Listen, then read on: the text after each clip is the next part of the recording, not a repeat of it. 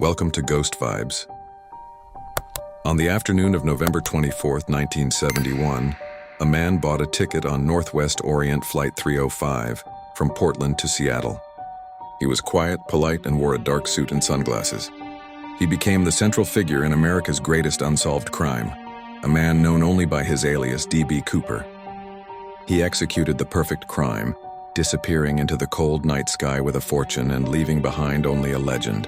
The initial hours of the flight were mundane. Cooper took his seat, 18C, and politely ordered a bourbon and soda. Shortly after takeoff, as the plane leveled out, Cooper handed flight attendant Florence Schaffner a note. Schaffner initially dismissed it, thinking it was a lonely businessman offering his phone number. Cooper, seeing her dismissiveness, leaned in and whispered the chilling words, "Miss, you better look at that note, I have a bomb." The note, which was later destroyed at Cooper's request, outlined his demands in precise, calm detail. $200,000 in unmarked, non-sequential $20 bills, 4 parachutes, 2 main and 2 reserve, and a fuel truck ready in Seattle for immediate refueling. Schaffner was taken to the cockpit, where the pilot, Captain William Scott, immediately contacted air traffic control. The FBI was quickly notified, launching a massive, silent operation. The pilot calmly told the passengers the landing would be delayed due to minor mechanical difficulties. Cooper, meanwhile, remained completely calm and courteous. He put on dark sunglasses, maintaining a composed demeanor. When flight attendant Tina Mucklow sat down next to him, he opened his briefcase just enough to show her 8 red cylinders, dynamite, wired to a battery pack. He was a professional, meticulous, and focused on every detail of the operation. He showed no sign of nervousness or drug use, he was simply methodical. Mucklow later described him as being between 6'0" and 6'1", around 40-50 years old, and possessing an unusual knowledge of the plane's mechanics and military-grade parachuting equipment. The $200,000 was meticulously assembled by the FBI, ensuring the money was traceable. Agents were careful to provide non-sequential bills, all $20 denominations, a deliberate choice by Cooper to ensure the money would be bulky and heavy. The parachutes were also carefully checked, though the FBI mistakenly provided 1 dummy reserve parachute, a detail Cooper overlooked or chose to ignore. As the plane landed in Seattle at 5:39 p.m., the scene was tense and highly controlled. Cooper permitted the passengers to be released in exchange for the money and the parachutes. He kept the flight crew, the pilot, co-pilot, flight engineer, and Tina Mucklow on board. Once the exchange was complete, the plane was refueled as ordered. Cooper then laid out his final audacious demand. The plane was to take off and fly south toward Mexico City at the lowest possible altitude, below 10,000 feet, and at the minimum speed necessary to remain airborne. The rear staircase, known as the aft stairs, was to remain extended. The stage was set for the impossible act. The second phase of the operation began at 7:40 p.m. With the passengers gone, the plane took off from Seattle-Tacoma International Airport, heading into the dark, stormy night. Cooper's instructions were bizarrely specific: a compass heading of 175 degrees, a maximum altitude of 10,000 feet, and a speed no faster than 100 knots, the minimum needed to keep the Boeing 727 safely airborne. This low-altitude, slow-speed profile was specifically designed for a low-impact parachute jump. The most stressful element was the open rear staircase, or the air stair. Cooper ordered the flight engineer, H.E. Anderson, to show Mucklow how to lower the stairs during flight. This was a highly unusual and dangerous maneuver, as the 727 was not designed to fly with the stairs down at cruising speed. Cooper insisted on keeping the cockpit crew blind and isolated, ordering them to remain in the locked cockpit with the cabin divider closed. He was in complete control of the aircraft's tail section. Once the plane reached the minimum cruising altitude, Cooper tied the money bag tightly around his waist and donned one of the main parachutes. He made a crucial discovery. The knot of the second reserve parachute was tightly sewn shut, revealing it to be the dummy chute supplied by the FBI. Cooper reportedly laughed it off, indicating his focus was on the jump, not a potential malfunction. He secured the 2 remaining parachutes to the Anglin brothers' money bags, a detail that later suggested he may have been working with accomplices on the ground, or simply securing the goods for his jump. At approximately 8:13 p.m., a red light flashed on the cockpit panel, indicating that the pressure in the cabin had changed. Simultaneously, the pilot felt a noticeable jolt in the tail of the aircraft. Cooper had kicked out a secondary safety lock on the rear stairs and jumped. The exact location of the jump was estimated by the FBI to be over a highly rugged, heavily wooded, and sparsely populated area of southwestern Washington state, near the Lewis River and Lake Merwin. The terrain was harsh, the night was cold and stormy, and visibility was zero. The jump was incredibly risky. The speed of 100 knots meant he would face 160-mile-per-hour winds as he exited the aircraft. The temperature outside was around 7 degrees Celsius, 45 degrees Fahrenheit. The combination of darkness, rugged terrain, and freezing conditions made survival highly unlikely for an amateur skydiver. Cooper, however, was no amateur. His calm demeanor and specific knowledge suggested professional training, potentially military. 2 Air Force F-106 fighter jets, scrambled from nearby air bases, were tailing the 727 but could not see the actual jump. Due to the extremely low altitude requested by Cooper, below the commercial air traffic corridors, the military jets had to fly high above the airliner, unable to visually confirm the Skyjacker's exit from the plane. The moment of the jump was therefore unwitnessed, cloaked in the stormy darkness above the dense forests of the Pacific Northwest. Cooper had successfully disappeared into the night. When the 727 finally landed in Reno, Nevada, the scene was chaos. FBI agents swarmed the aircraft.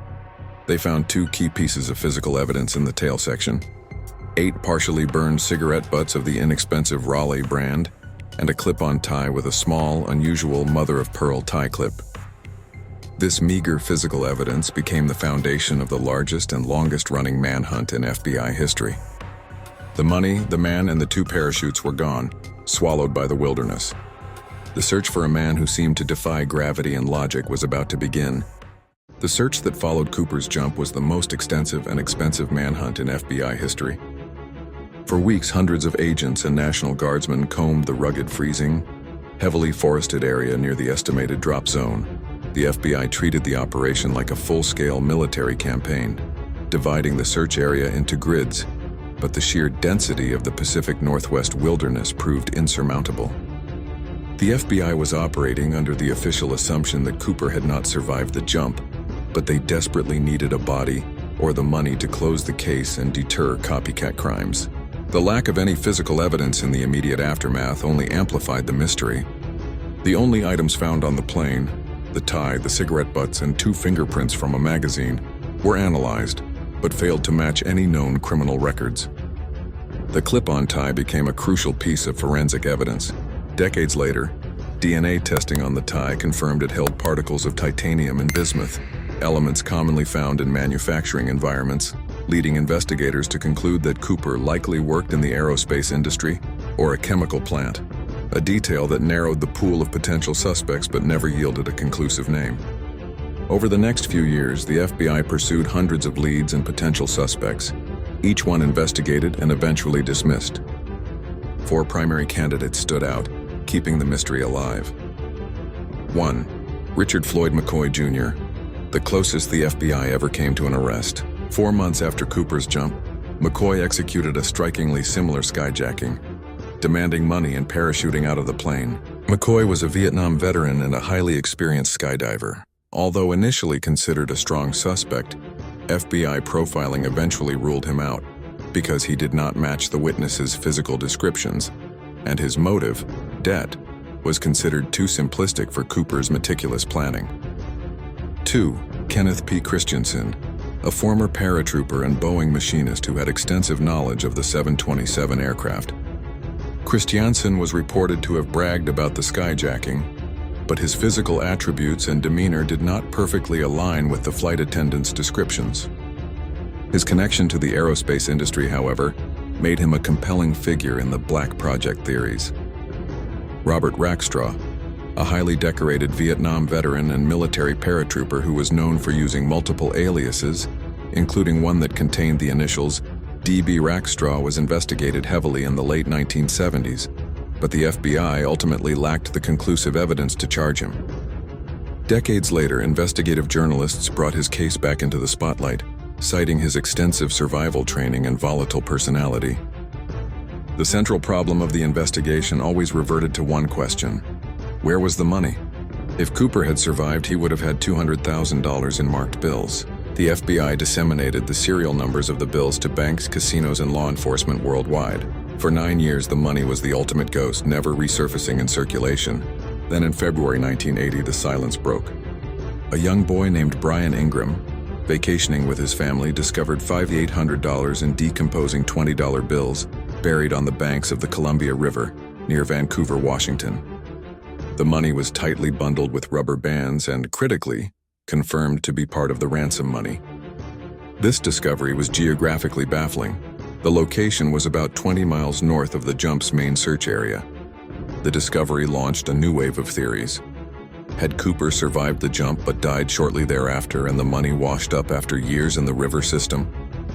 Or was the money found at the Columbia River deposited there intentionally, suggesting that Cooper had survived and, perhaps, even spent most of the remaining fortune? The location of the find continues to fuel a powerful debate among investigators, suggesting a possible but unlikely river drift or an intentional second landing point far from the official search grid. The money provided proof that the crime was real, but offered no conclusive clue as to the identity or ultimate fate of the perpetrator. The case remained unsolved, a permanent stain on the FBI's record, and the legend of the skyjacker who defied both law and gravity only grew. Following the 1980 discovery of the ransom cash, the D.B. Cooper case gradually entered a phase of historical preservation rather than active investigation. The FBI formally suspended the active investigation in 2016, citing the enormous resources required versus the low probability of generating new leads. They officially concluded that Cooper most likely did not survive the jump, yet the lack of a body or further recovery of the ransom money allowed the legend to flourish indefinitely. The enduring mystery has solidified into several powerful opposing theories regarding Cooper's ultimate fate. 1. The perished skydiver theory, FBI's official stance. This theory holds that Cooper was unable to survive the jump due to the extreme conditions: the darkness, the violent storm, the wind shear from the jet, and the freezing ground temperature all suggest a high probability of death upon landing. The $5,800 found in 1980 is explained as a simple anomaly, a portion of the money bag either ripped away upon impact or deposited by the flood-swollen Columbia River system, potentially having drifted from the original drop zone miles away. This theory is supported by the fact that no bills were ever successfully passed into circulation, suggesting Cooper was not alive to spend them.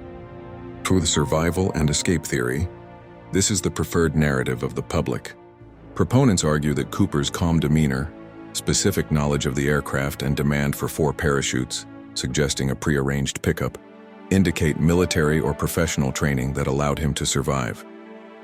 He chose the most rugged area of the Pacific Northwest, providing ample cover and time to bury the money and disappear.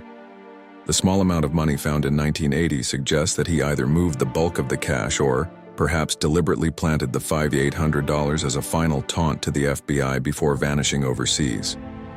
The ground accomplice theory. Given the bulky nature of the ransom cash and the difficulty of navigating the terrain after the jump, some investigators suggest Cooper was not alone. The accomplice theory posits that Cooper was met by a prearranged vehicle or even a small plane at a remote landing strip, where he quickly transferred the cash and fled the area, possibly within minutes of landing. This explains the complete absence of tracks, spent parachute remains, or any sign of a surviving person in the initial, immediate search area.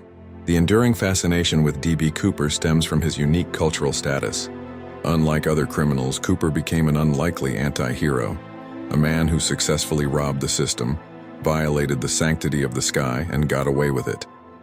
He remains the only person to execute a successful, unpunished skyjacking in American aviation history, prompting the FAA to install the Cooper vane on all Boeing 727s, a simple device that prevents the aft stairs from being opened during flight.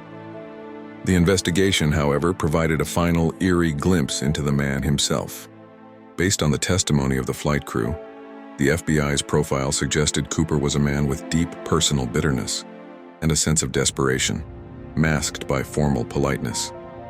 He was clearly an adrenaline enthusiast, yet calculating enough to choose Thanksgiving Eve for the crime.